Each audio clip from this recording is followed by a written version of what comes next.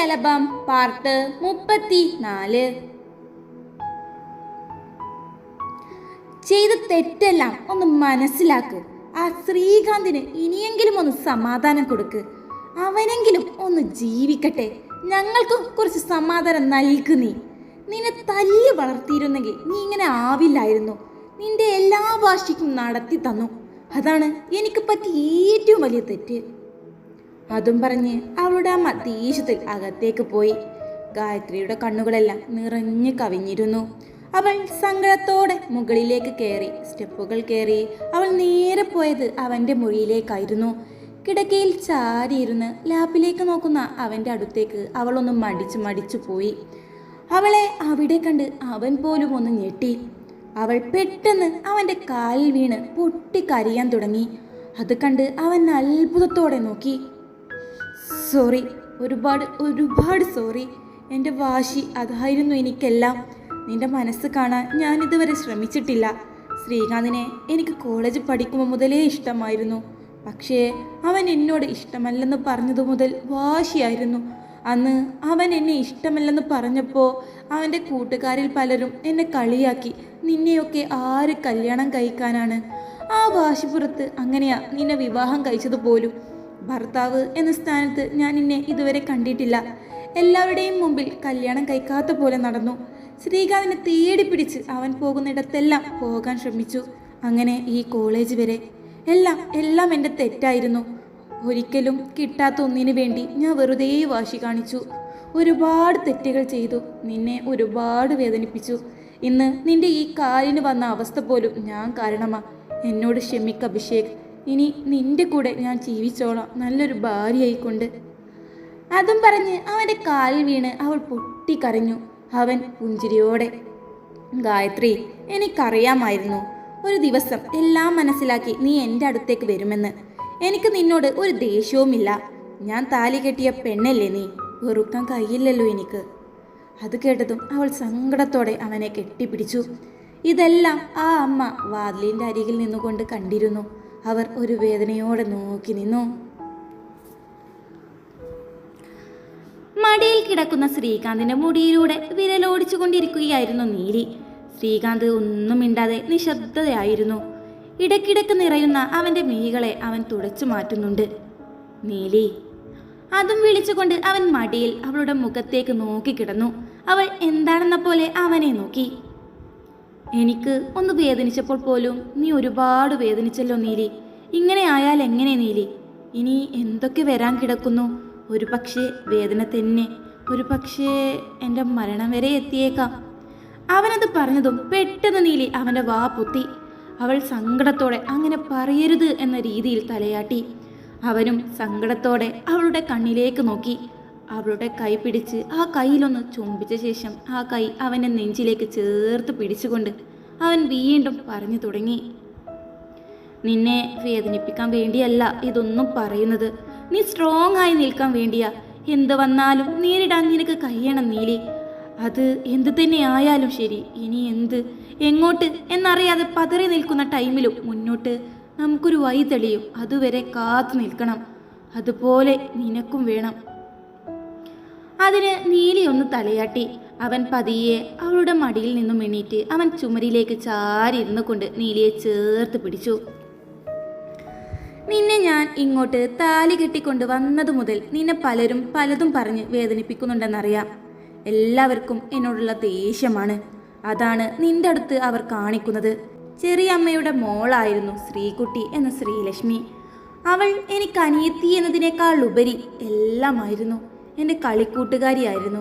നല്ല മനോഹരമായ ആ കുട്ടിക്കാലത്ത് ഒരിക്കൽ പോലും മറക്കാനാകാത്ത ഒരു സങ്കടം എനിക്കന്നുണ്ടായി. ഒരു അവധിക്കാലമായിരുന്നു അന്ന്. എല്ലാവരും വിരുന്ന് വന്ന് വലിയ ആഘോഷമായിരുന്നു അന്ന് വീട്ടിൽ.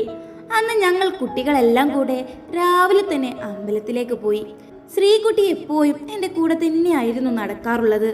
അന്ന് അവൾക്ക് ആമ്പൽപ്പൂക്കൾ വേണമെന്നും പറഞ്ഞ് അവൾ വാശി പിടിച്ചു. ഞാനും അത് സമ്മതിച്ചുകൊണ്ട് അങ്ങോട്ട് നടന്നു. ബാക്കിയുള്ളവരെല്ലാം വീട്ടിലേക്ക് പോയി. അന്നാണെങ്കിൽ അവിടെ ഒന്നും ആരുമില്ല. ഞാൻ അവളെ ആ സ്റ്റെപ്പിൽ നിർത്തിക്കൊണ്ട് ആമ്പൽ പറിക്കാൻ വേണ്ടി കുളത്തിൻ്റെ മൂലയിലേക്ക് നീന്തിപ്പോയി. അപ്പോഴേക്കും മഴ ശക്തിയിൽ പെയ്തു തുടങ്ങിയിരുന്നു. എനിക്ക് അന്നും ഇന്നും ഇഷ്ടം വെള്ളത്തിൻ്റെ അടിയിലൂടെ നീന്താനായിരുന്നു. പൂക്കൾ പറിച്ച് വെള്ളത്തിൻ്റെ അടിയിലൂടെ നീന്തി വന്ന് സ്റ്റെപ്പിലേക്ക് കയറുമ്പോൾ അവിടെ ശ്രീകുട്ടിയില്ല. അവളെ അന്ന് ഞാൻ ഉറക്കെ വിളിച്ചു നോക്കി, അവളെ കണ്ടില്ല. പക്ഷേ എൻ്റെ പുറകിൽ കുളത്തിൽ അവൾ മുങ്ങി താഴുന്നത് ഞാൻ അറിഞ്ഞില്ല. ആ മഴയുടെ ശബ്ദത്തിൽ വെള്ളത്തിൽ അവൾ കൈയിട്ട് ഇളക്കുന്നതൊന്നും ഞാൻ അറിഞ്ഞതേയില്ല. മഴ ആയതുകൊണ്ട് വീട്ടിൽ പോയി കാണുമെന്ന് വിചാരിച്ച് ഞാൻ അവിടെ നിന്നും നേരെ വീട്ടിലേക്ക് വന്ന് കയറി. ഞാൻ വന്നപ്പോൾ തന്നെ എല്ലാവരും ഇങ്ങോട്ട് ചോദിച്ചു അവൾ എവിടെയെന്ന്. ഞാൻ ഇങ്ങോട്ട് വന്നില്ലേ എന്ന എൻ്റെ ചോദ്യത്തിന് ഉത്തരം നൽകും മുമ്പ്, നിന്റെ കൂടെ നടക്കുന്ന അവളെ കാണാനില്ലെന്നോ നിനക്കറിയില്ലേ? അമ്മായി അതും പറഞ്ഞു തുടങ്ങിയ ബഹളം അവളെ കാണാനില്ലെന്ന സത്യത്തിലേക്ക് എത്തിച്ചു.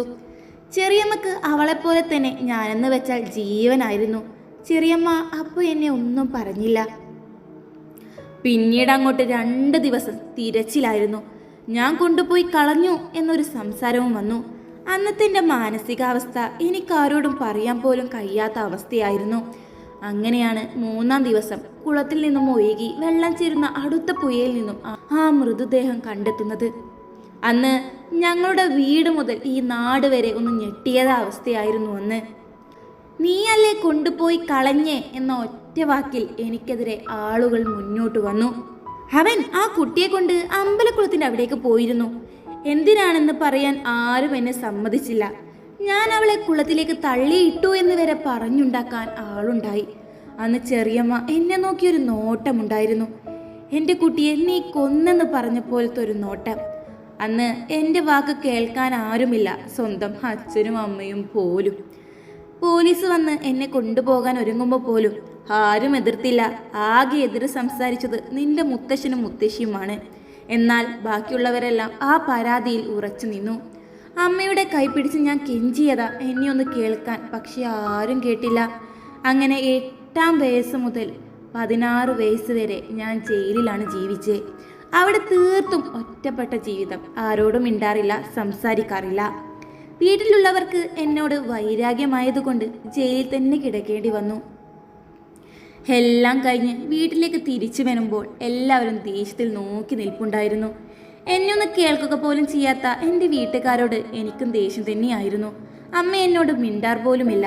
പക്ഷേ ഞാൻ ചെയ്ത തെറ്റിൻ്റെ പേരിൽ സ്വയം കുറ്റപ്പെടുത്തി ചെറിയമ്മയുടെയും അമ്മായിമാരുടെയും വെറുമൊരു അടിമയായി അമ്മ മാറിക്കഴിഞ്ഞിരിക്കുന്നു. അതും പറഞ്ഞ് അവൻ നീലിയെ ഒന്ന് നോക്കി. നീലി എല്ലാം കേട്ട് സങ്കടത്തോടെ അവനെ നോക്കുന്നുണ്ട്. ഇന്നും അമ്മ ഞാനത് ചെയ്തു എന്ന് വിശ്വസിക്കുന്നത് കൊണ്ടാണോന്നും അറിയില്ല. ഇന്നും അമ്മ അവർക്കെതിരെ ഒന്നും മിണ്ടാറില്ല. അന്ന് നിന്റെ മോന് കാരണം എന്ന് പറഞ്ഞ് കുറ്റപ്പെടുത്തിയപ്പോൾ അമ്മ നിന്ന് കൊടുത്ത് കാണും. ഇനിയിപ്പോൾ അതൊന്നും പറഞ്ഞിട്ട് കാര്യമില്ല. പക്ഷേ അന്നത്തെ ഓരോ നിമിഷവും എൻ്റെ ഉള്ളിൽ വേദനയോടെ കിടക്കുന്നുണ്ട്. സത്യം പറഞ്ഞാൽ അതിനുശേഷം വീട്ടിൽ വന്നപ്പോൾ ഞാൻ തീർത്തും ഒറ്റപ്പെട്ടു പോയി. ഇടയ്ക്ക് നിന്റെ മുത്തശ്ശൻ്റെ അടുത്തേക്ക് പോയാൽ ഒന്ന് സംസാരിക്കും, അത്രമാത്രം. എൻ്റെ ജീവിതം തന്നെ എനിക്ക് മടുത്തു തുടങ്ങി. നമുക്ക് ചുറ്റുമുള്ള നമ്മുടെ ബന്ധങ്ങൾ തന്നെ നമ്മൾ ഒറ്റപ്പെടുത്തുന്നത് ഒരു വേദനയാർന്ന അവസ്ഥ തന്നെയാണ്. അങ്ങനെ ഇരിക്കെയാണ് ഇടയ്ക്കിടയ്ക്ക് രക്തം ഛർദ്ദിക്കാറുള്ളതും ആദ്യമൊന്നും കാര്യമാക്കിയില്ല. ഒരു ദിവസം ഹോസ്പിറ്റലിൽ കാണിക്കുന്നത്. അന്നാണ് ക്യാൻസർ എന്ന രോഗം എന്നെ തേടി വന്നത് ഞാൻ അറിഞ്ഞത്. പക്ഷേ അതിൽ ഞാൻ ഒരിക്കൽ പോലും ഒന്ന് സങ്കടപ്പെട്ടിട്ടില്ല. എന്നെ മനസ്സിലാക്കാത്തവരുടെ കൂടെ ജീവിച്ചിട്ട് എന്ത് കാര്യമെന്നാണ് അന്ന് ഞാൻ ചിന്തിച്ചത്. അന്ന് ഡോക്ടർ പറഞ്ഞതനുസരിച്ച് ഞാൻ മരുന്ന് കുടിക്കാറുമില്ല. പെട്ടെന്ന് തന്നെ ഒന്ന് മരിച്ചാൽ മതിയെന്ന ചിന്തയുണ്ടായിരുന്നു അന്ന്. പക്ഷേ നീ വന്നതിന് ശേഷം ഇന്ന് അതെല്ലാം ഓർത്ത് ഞാൻ വേദനിക്കുന്നു. നിന്റെ കൂടെ എത്ര കാലം ഇങ്ങനെ ഇരിക്കാൻ കഴിയുമെന്ന് അറിയില്ല നീലി. കാരണം ഞാൻ നിന്റെ അരികിലേക്ക് എത്താൻ ഒരുപാട് വൈകിപ്പോയി. അതും പറഞ്ഞ് സങ്കടത്തോടെ അവളെ അവനിലേക്ക് ചേർത്ത് പിടിച്ചു. 2 പേരുടെയും കണ്ണുകൾ അപ്പോൾ പെയ്തുകൊണ്ടേയിരുന്നു. നീലി. ഒരുപാട് നേരത്തെ മൗനത്തിന് ശേഷം അവൻ വീണ്ടും വിളിച്ചപ്പോൾ അവൾ മുഖം ഉയർത്തി അവനെ നോക്കി. നീ എൻ്റെ പെണ്ണാണ് നീലി, അന്നും ഇന്നും എന്നും. എനിക്ക് നിന്നെ പിരിയുന്നത് ആലോചിക്കാൻ കൂടെ വയ്യ. ഞാൻ നിന്നോട് ബാക്കി പറയാൻ സമ്മതിക്കാതെ അവൻ്റെ വാ പൊത്തി പിടിച്ചുകൊണ്ട് അവൾ തലയാട്ടിക്കൊണ്ട് വേണ്ടെന്ന് പറഞ്ഞു. ശ്രീയേട്ടന് ഒന്നും പറ്റില്ല ഏട്ടാ. ഇനി ഇങ്ങനെ സംസാരിക്കാതെ എനിക്കിതൊന്നും കേൾക്കാനുള്ള കരുത്തില്ല ശ്രീയേട്ടാ. നീലി നിറമീയോടെ ആംഗ്യം കാണിച്ചതും അവൻ സങ്കടത്തോടെ അവളെ ചേർത്ത് പിടിച്ചു. ഒരു ദിവസം രാവിലെ നേരത്തെ അടുക്കളയിൽ വരുന്ന നീലിയെ കണ്ട് ചെറിയമ്മയും അമ്മയും ഒന്ന് നോക്കി നിന്നു. പക്ഷേ നീലി നേരെ വന്ന് വെള്ളം തിളപ്പിക്കാൻ വെച്ചത് കണ്ടതും ചെറിയമ്മ ചായപ്പൊടിയും പഞ്ചസാരയും അവളുടെ മുമ്പിൽ കൊണ്ടുപോയി വെച്ചു. അത് കണ്ട് അവൾ എന്താണെന്ന പോലെ അവരെ നോക്കുന്നുണ്ട്. ഇനി പഞ്ചസാര മാറി ഉപ്പിടേണ്ട, ഇതൊന്നും നിനക്കറിയില്ലല്ലോ. അവരുടെ സംസാരത്തിൽ ഒരു പുച്ഛം നിറഞ്ഞു നിന്നു. നീലി അവരോട് ചായക്ക് വേണ്ടിയല്ലെന്ന് ആംഗ്യം കാണിച്ചതും നിന്റെ ആംഗ്യത്താളമൊന്നും ഇങ്ങോട്ട് വേണ്ട, എനിക്കിതൊന്നും മനസ്സിലാവില്ലെന്ന് നിനക്കറിയില്ലേ. അത് കേട്ടതും നീലി ഒന്നും മിണ്ടിയില്ല. ഗ്യാസ് ഓഫ് ചെയ്ത് ആ തിളച്ച വെള്ളം ഒന്ന് ചൂടാറാൻ വേണ്ടി മറ്റൊരു പാത്രത്തിലേക്ക് ഒഴിച്ചു വെച്ചു. നീ ഇതെന്തായി കാണിക്കുന്നേ? ചെറിയമ്മ അത് ചോദിച്ചതും നീലി എന്താണെന്ന പോലെ അവരെ നോക്കി. ചായക്ക് വേണ്ടിയല്ലേ നീ വെള്ളം വെച്ചത്? നീലി അല്ലെന്ന് തലയാട്ടി. ഓഹോ, പിന്നെ രാവിലെ തന്നെ നീ എന്തിനാ അടുക്കളയിലേക്ക് വന്നത്? ഇവിടെ പണിയൊന്നും എടുക്കാൻ നിനക്ക് പറ്റില്ല അല്ലേ? കുറേയായി ഞാൻ ശ്രദ്ധിക്കുന്നു. ആ മുറിയിൽ ഇങ്ങനെ ഇരിക്കുന്നതല്ലേ മോളുടെ ജോലി? ഇടയ്ക്ക് കഴിക്കാൻ വന്നാൽ വന്നു, എന്നിട്ട് വീണ്ടും മുറിയിൽ പോയിരിക്കുക. നിങ്ങൾ മാത്രമല്ലേ ആദ്യമായിട്ട് വിവാഹം കഴിക്കുന്നേ? ഞങ്ങൾ ഇതൊന്നും കാണാത്ത പോലെ ഫുൾ ടൈം ആ റൂമിൽ തന്നെ. ബാക്കി ഞാനൊന്നും പറയുന്നില്ല. ചെറിയമ്മ ദേഷ്യത്തിൽ അവളെ നോക്കിക്കൊണ്ട് പറഞ്ഞതും നീലി ഒന്നും മിണ്ടാതെ അവരെ അങ്ങനെ നോക്കി നിന്നു. എന്ത് പറഞ്ഞാലും ഇങ്ങനെ നോക്കി നിന്നാ മതി. അതെങ്ങനെ? അവൻ്റെ അതേ സ്വഭാവത്തിനനുസരിച്ച് ഒന്നിനല്ലേ അവന് കിട്ടിയത്. അവർ വീണ്ടും അങ്ങനെ പറഞ്ഞതും നീലി അവരെ നോക്കി നിന്നു.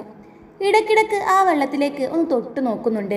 വെള്ളം ചൂടാറി എന്ന് കണ്ടതും പെട്ടെന്ന് തന്നെ അവൾ അതെല്ലാം ഒരു ഗ്ലാസ്സിലേക്കാക്കി അവൾ അവിടെ നിന്നും കടന്നു പോയതും ചെറിയമ്മ ദേഷ്യത്തോടെ നോക്കി നിന്നു. കണ്ടോ നിന്റെ മരുമകളുടെ സ്വഭാവം? ഞാൻ ഇത്രയെല്ലാം പറഞ്ഞിട്ട് കൂമയെ പോലെ നിന്നിട്ട് ഇപ്പൊ ഇതാ പെട്ടെന്ന് വെള്ളം കൊണ്ട് പോകുന്നു. ഇവൾക്കെന്താ ഇതെല്ലാം ആ മുറിയിൽ നിന്നും കുടിച്ചാലേ വയറിലെത്തുകയുള്ളൂ. ചെറിയമ്മ ദേഷ്യത്തിൽ ശ്രീയുടെ അമ്മയോട് പറഞ്ഞതും നീ തന്നെയല്ലേ അവളോട് നിന്റെ ആംഗ്യമൊന്നും മനസ്സിലാവുന്നില്ല എന്ന് പറഞ്ഞത്? പിന്നെ അവൾ നിന്നോട് ഇനി എന്ത് പറയാനാ? എന്തിനും ഏതിനും അവളുടെ കുറ്റം നോക്കി നടന്നോ നീ? ഓ, അപ്പൊ ഇതെല്ലാം ശരിയാണെന്നാണോ നിനക്ക് തോന്നുന്നേ? ആ റൂമിൽ തന്നെയല്ലേ ഫുൾ ടൈം അല്ലെന്ന് പറയാനുണ്ടോ? ഇപ്പൊ രണ്ടുപേരും കോളേജിലേക്കും പോകുന്നു ഞാൻ കണ്ടിട്ടില്ല. ചെറിയമ്മ അത് പറഞ്ഞുകൊണ്ട് നിൽക്കുമ്പോഴാണ് അങ്ങോട്ട് വീണ്ടും നീലി വരുന്നേ. ഹോ, മുറിയിൽ പോയി വെള്ളം കുടിച്ചുടനെ വന്നല്ലോ, സന്തോഷം. ഇനി ചായയും ദോശയും എല്ലാം എടുത്തുകൊണ്ട് പോ, മുറിയിൽ പോയിരുന്ന് കഴിക്കാം. നീലി ഒന്നും മിണ്ടാതെ ശ്രീയുടെ അമ്മയുടെ അടുത്തേക്ക് പോയി. ഇന്ന് ബാമമോളെ പെണ്ണ് കാണാൻ ആരെല്ലാമോ വരുന്നുണ്ടെന്ന്. നമുക്ക് ചായ കുടിച്ച ശേഷം അങ്ങോട്ട് ഇറങ്ങാം. മരുമോളെ കൊഞ്ചിച്ചോ, അവസാനം ഇതിൻ്റെയൊക്കെ തലത്തിരിഞ്ഞ സ്വഭാവം അനുഭവിക്കേണ്ടത് നീ തന്നെയാകും. ചെറിയമ്മ പുച്ഛത്തോടെ പറഞ്ഞതും ശ്രീയുടെ അമ്മ ഒന്നുമില്ലെന്ന് നീലിയോട് കണ്ണടിച്ച് കാണിച്ചതും അവളൊരു പുഞ്ചിരിയോടെ അവരെ നോക്കി. അമ്മ അരിഞ്ഞുകൊണ്ട് നിൽക്കുന്ന കത്തി നീലി മേടിച്ചതും അവർ ഒരു പുഞ്ചിരിയോടെ അവൾക്ക് നൽകി അവിടെ നിന്നും എണീറ്റതും നീലി ആ കിഴങ്ങ് പീൽ ചെയ്തു. ഇത് കണ്ട ചെറിയമ്മ അവിടെ അടുക്കളയിലുള്ള എല്ലാ പച്ചക്കറിയും എടുത്ത് ഇവളുടെ മുമ്പിൽ കൊണ്ടുവന്നു വെച്ചതും നീലി ഞെട്ടിക്കൊണ്ട് അവരെ നോക്കുന്നുണ്ട്. നീ എന്തായാലും ഒരു പണിക്കിരുന്നതല്ലേ, നന്നായി എടുക്ക്. ചെറിയമ്മ അത് പറഞ്ഞതും നീ എന്തീ കാണിക്കുന്നേ? നിന്റെ ദേഷ്യം ഇവളോടല്ല നീ തീർക്കേണ്ടത്. അതും പറഞ്ഞ് ശ്രീയുടെ അമ്മ കൊണ്ടുവന്ന പച്ചക്കറി എല്ലാം എടുത്തുകൊണ്ടുപോയി. മോള് റൂമിലേക്ക് പൊക്കോ മോളെ, ഇവിടെ ഇതെല്ലാം നോക്കാൻ ഞങ്ങളില്ലേ. ശ്രീയുടെ അമ്മ സ്നേഹത്തോടെ പറഞ്ഞതു. ആരുണ്ടെന്ന്? ഞാനില്ല. അങ്ങനെ നീ നിന്റെ മരുമോളെ റൂമിലിരുത്തി എന്നെ പണിയെടുപ്പിക്കാമെന്ന് വിചാരിക്കണ്ട. നീലി രണ്ടുപേരെയും മാറി മാറി നോക്കിക്കൊണ്ട് രണ്ടുപേരുടെയും കയ്യിൽ ഒപ്പം പിടിച്ചു. രണ്ടുപേരും ഒപ്പം തിരിഞ്ഞു നോക്കിയതും നീലി കൈ കൊണ്ട് ആംഗ്യം കാണിച്ചു. ഓ, നിന്റെ ആംഗ്യം കാണിക്കൽ എനിക്ക് മനസ്സിലാവില്ലെന്ന് പറഞ്ഞില്ലേ. ചെറിയമ്മ തീശത്ത് പറഞ്ഞതും നീലി ഒന്ന് വിഷമത്തോടെ അവരെ നോക്കി. ഞാൻ എങ്ങോട്ടും പോകുന്നില്ല, നിങ്ങളുടെ കൂടെ തന്നെ ഇവിടെ പണിയെടുക്കാനുണ്ടെന്ന്. ഇതാണ് നീലി ചേച്ചി പറഞ്ഞത്. നല്ല വീട്ടുകാരാണ്, ഇതൊന്നും ഇപ്പോഴും മനസ്സിലായിട്ടില്ല. അങ്ങോട്ട് അമ്മു കടന്നു വന്നുകൊണ്ട് അത് പറഞ്ഞതും നീലി സന്തോഷത്തോടെ അവളെ നോക്കി. എൻ്റെ ചെറിയമ്മേ, ഈ പാവം നീലി ചേച്ചി എന്ത് ചെയ്തു? വെറുതെ ചേച്ചിയോട് എന്തിനാ ഇങ്ങനെ മുഖം വീർപ്പിക്കുന്നേ? അമ്മു അല്പം ഗൗരവത്തോടെ ചോദിച്ചു. ഡി, വലിയവർ സംസാരിക്കുന്നിടത്ത് നിനക്കെന്താടി കാര്യം? ഹോ, നിങ്ങൾ എത്ര വലുതായിട്ട് എന്താ കാര്യം? എനിക്കുള്ള വിവരം പോലും നിങ്ങൾക്കില്ലല്ലോ. അമ്മു അത് പറഞ്ഞതും ഡി ഡി ഡി അതും പറഞ്ഞ് ചെറിയമ്മ അമ്മുവിൻ്റെ ചെവിയിൽ പിടിച്ചതും അവളുടെ സംസാരം കേട്ട് നീലിക്ക് ചിരി വന്നു. ഹാ, എൻ്റെ ചെവി വീട് ചെറിയമ്മേ. അങ്ങാടിയിൽ തോറ്റാൽ അമ്മയോട് എന്ന പണി എൻ്റെ അടുത്ത് വേണ്ടേ? അതും പറഞ്ഞ് അവളുടെ കൈ തട്ടിക്കൊണ്ട് അവൾ അവിടെ നിന്നും പോയതും ചെറിയമ്മ നോക്കുമ്പോൾ നീലിയും ശ്രീയുടെ അമ്മയും ചിരിയോടെ നോക്കുന്നത് കണ്ടതും അവർ ദേഷ്യത്തിൽ നോക്കി അവിടെ നിന്നും പോയി. ഇവർ പരസ്പരം നോക്കി ചിരിച്ചുകൊണ്ട് ഇവരുടെ പണി തുടരും. പാട്ട് ഒരുപാട് നീട്ടി വലിച്ചു തരാനുള്ള ടൈമൊന്നും എനിക്കില്ല. ഉള്ളത് വെച്ച് ഒന്ന് അഡ്ജസ്റ്റ് ചെയ്യണേ. ഇഷ്ടമായ സപ്പോർട്ട് ചെയ്യണേ.